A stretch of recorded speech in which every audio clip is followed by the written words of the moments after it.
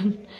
এই যে পিকামণিকে বন্দি কারাগারে রেখেছি কেন জানেন? কালকে আমরা নানু বাড়ি যাবো, তাই না? মানে আমার বাবার বাড়ি যাব। আমি গত 1 বছর যাবৎ বাবার বাড়ি যায় না। গত রমজানের 11 দিন আগে আমি এখানে এসেছি শ্বশুরবাড়ি। তারপর আমার ছোট্ট সোহাইরা মণি আমাদের সাথে চলে এসেছিল, যার কারণে আমি আর জার্নি করি নাই, যাই নাই বাড়িতে। তো এখন আমার বাবুর বয়স প্রায় 1.5 মাস, তো ওকে নিয়ে ফার্স্ট টাইম নানু বাড়ি যাচ্ছি। আর পিকামণি টুকুমণিও যাবে। আর পিকামণি তো অনেক দুষ্টু, শুধু বাইরে যায়। তো সকালে ও আবার বাইরে আসে কি না আসে বাসায়, সেই জন্য ওকে খাওয়াই দাওয়াই এই যে রুমের দরজা অফ করে রেখে দিয়েছি। আর এই যে আমি লাগেজ গুছিয়ে নিয়েছি, পিকামণি আমাকে হেল্প করেছে, তাই না পিকামণি? আর এই যে টুকুলানি অলরেডি আমাকে হেল্প করছে, বাবু শুয়ে আছে, বাবুকে শুয়ে এই যে কয়েক ধাপে আমি ব্যাগ গুছাচ্ছি। কি যে একটা অবস্থা।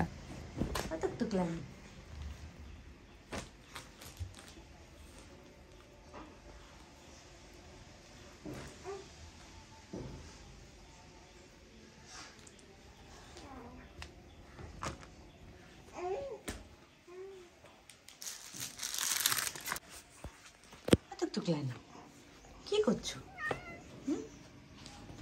থাক থাক, তো আমি এই যে ব্যাগ ট্যাগ সব কিছু গুছাই টুসাই একদম রেডি করে রেখেছি। সকালবেলা আমাদের গাড়ি 8টায়। তো ইনশাল্লাহ আমরা সকালবেলা সুস্থ স্বাভাবিক থাকলে সুন্দর মতো যাবো নানু বাড়িতে। না, পিকামণির নানু বাড়ি। পিকামণি অনেকবার গিয়েছে আমার সাথে, তো তখন যদিও আমি সিঙ্গেল ছিলাম তাই একটু সমস্যা কম হয়েছে। বাট এখন বাবুকে নিয়ে ওদেরকে নিয়ে কিভাবে যাব সেটা নিয়ে ভাবতেছি।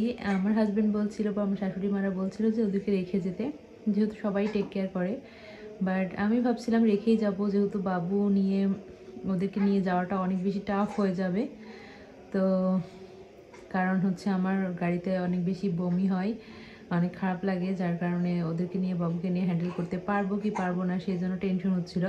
বাট শেষ পর্যন্ত আমি মন মানাতে পারলাম না, ওদেরকে নেওয়ার ডিসিশন নিয়েছি। আর টুকুসমণি আমার শাশুড়ি মাদের রুমে আছে, আর পিকামণি আমার সাথেই আমাদের রুমে সোফায় এসে শুয়ে আছে।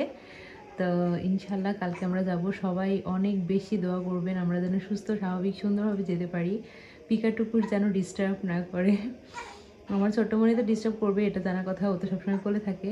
তো আমি জার্নিতে একটু দুর্বল আর কি, যার কারণে গত 1 বছর বাবু পেটে থাকাকালীন আমি জার্নি করি নাই। আমার কোনো কমপ্লিকেশন ছিল না, ডাক্তার বলেছিল যে 3 মাস পর জার্নি করা যাবে, বাট আমি যাই নাই। শুধুমাত্র আমি জার্নিতে অসুস্থ হয়ে যাই, অনেক বেশি বমি করি, খারাপ লাগে, যার কারণে আমি যাই নাই। তো 1 বছর বাবার বাড়ি না যাওয়াটা কতটা কষ্টের একটা মেয়ের জন্য, বিবাহিত মেয়েরাই বুঝতে পারবেন। তো পিকামণি টুকুলানি ও নানি বাড়ি যায় না অনেক দিন হলো। তো এবার আমরা আমাদের সোহাইরা মণিকে নিয়ে এখন সবাই মিলে আমরা নানু বাড়িতে যাবো ইনশাল্লাহ। তো সবাই অনেক বেশি দোয়া করবেন আমাদের জন্য, আমরা যেন সুস্থ স্বাভাবিকভাবে সুন্দরভাবে পৌঁছাতে পারি আর পিকাটুকুসকে ঠিক মতো টেক কেয়ার করতে পারি। তো ওরা হচ্ছে আসলে আমার সন্তানের মতো, আমার জান বাচ্চা। তো বিড়াল বললে যে ওদেরকে আমি রেখে যাব সেই ভরসা আসলে পাচ্ছি না, যার কারণে ওদের জিনিসপত্র রেডি করে নিয়েছি, গুছিয়ে নিয়েছি, ওদেরকে নিয়ে যাবো ইনশাল্লাহ। তো এই জন্য পিকামণিকে বন্দি করে রাখা আর কি ঘরে, যেন সকালবেলা ওকে খুঁজতে না হয়। যদিও বাড়ির আশেপাশে থাকে, তারপরও বাই চান্স দেখা যাচ্ছে কালকে গাড়ি চলে এসেছে, তো তখন হচ্ছে পিকামণিকে খুঁজে পাওয়া যাচ্ছে না।